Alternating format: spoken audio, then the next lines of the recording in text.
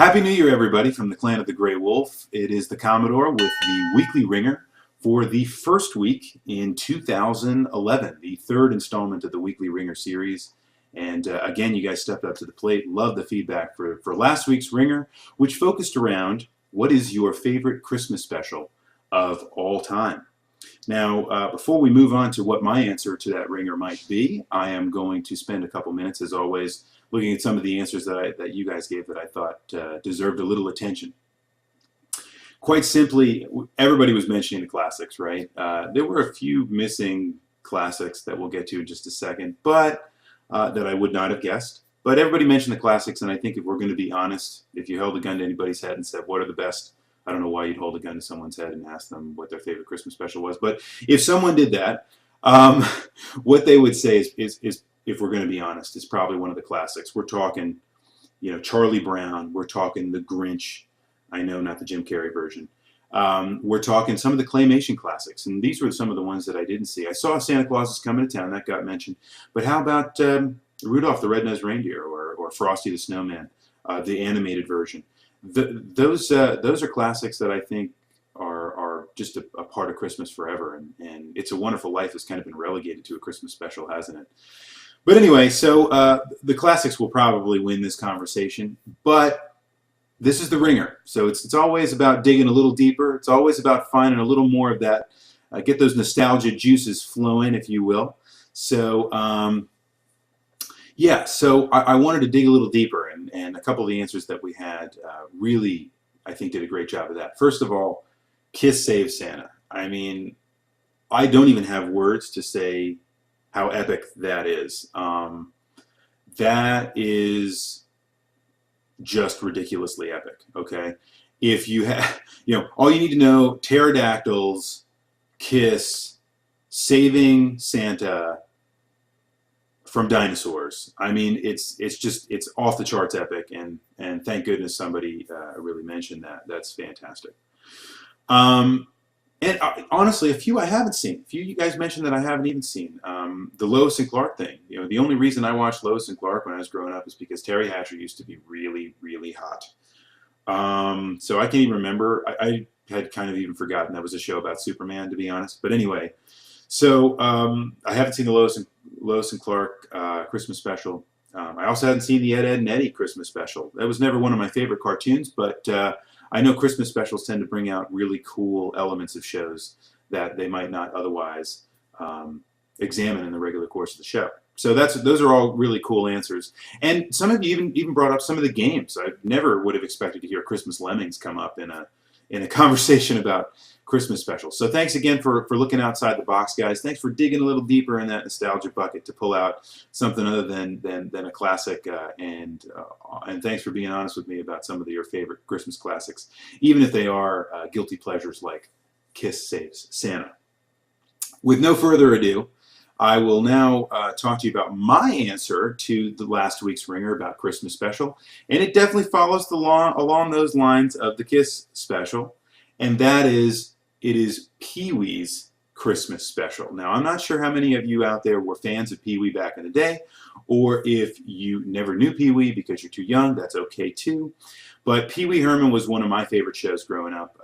Pee-wee's Playhouse was just a part of my Saturday mornings, and it's something that I remember with great nostalgia, and notwithstanding all the things that happened to Pee-wee, you know, after the scandal and everything else. We won't go into that. But anyway, the point is, the movies were great. The show was fantastic. And for some reason, I don't know what it is, the Christmas special just sticks in my mind.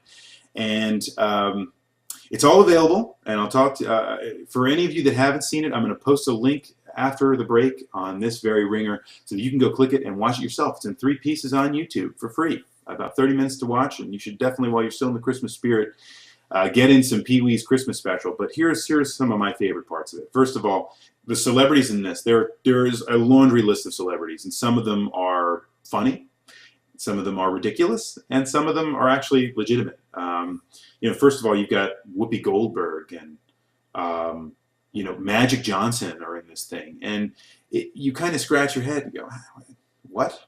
But that's Pee-wee's Playhouse, right? You just never know what to expect.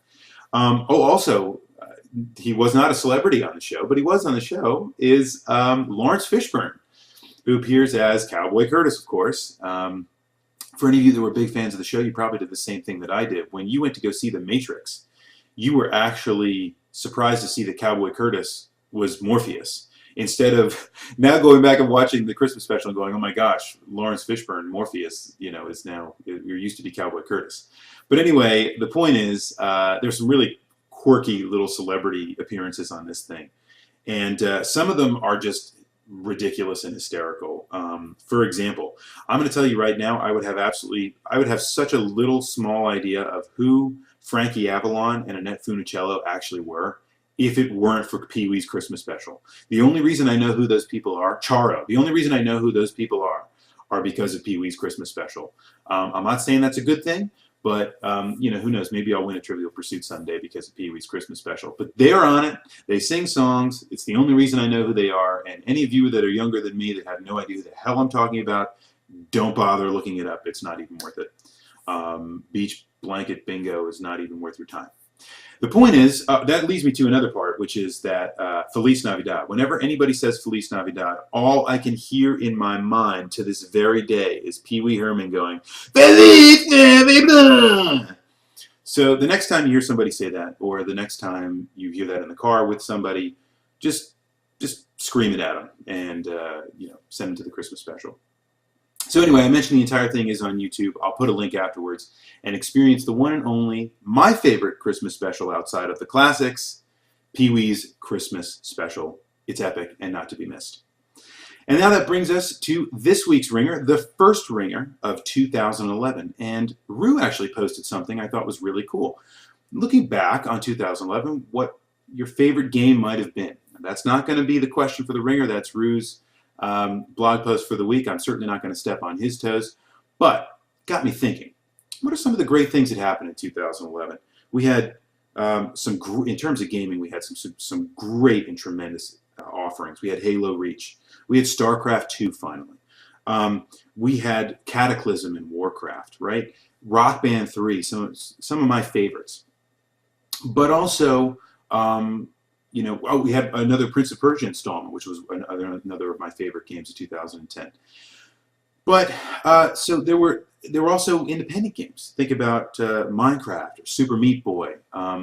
These are all really, really challenging the dominance of some of the corporate guys in video games today. And I'm really glad to see some of the indie games are just quality, and they really are making a statement, and they're going to be a force to contend with moving forward.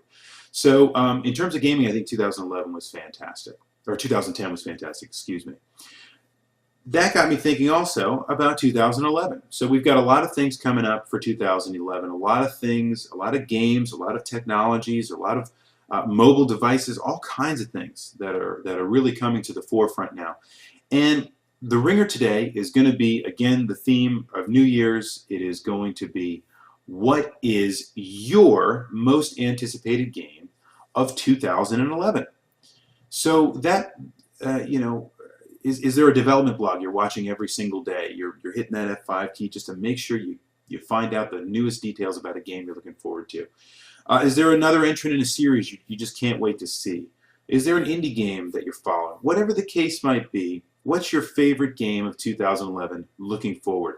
And guys, it doesn't have to be a game. You've always bent the rules with the first two entrants in the weekly Ringer series. Feel free to do it now too. That's fine. It could be a technology, could be a device, could be a gadget or a game, or a movie, or a TV show. Anything fits into this category. Just tell me, what is your most anticipated game technology all down the line for the year of 2011. That is the first weekly Ringer of the new year 2011. I am the Commodore from the Clan of the Grey Wolf, and there is no reset button.